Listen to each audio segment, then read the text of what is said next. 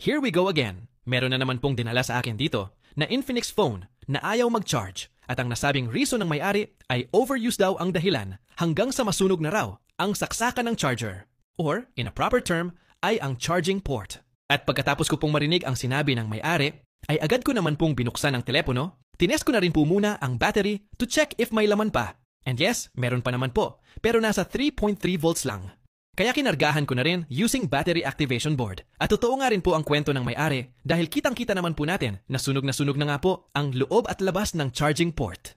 At kapag ganitong mga issue na umabot sa pagkasunog ang charging port, ay no choice po tayo dyan kundi palitan ng bago ang charging port. Ang tip ko po sa inyo kapag nagpapalit po tayo ng charging port, ay linisan po natin ang charging board ng maayos. Para kitang-kita po natin yung mga circuit lines at ang mga data communication lines. Dahil isa lang po ang hindi may kabit sa mga line na yan, ay posibleng magdulot ng slow charging or totally not charging at all.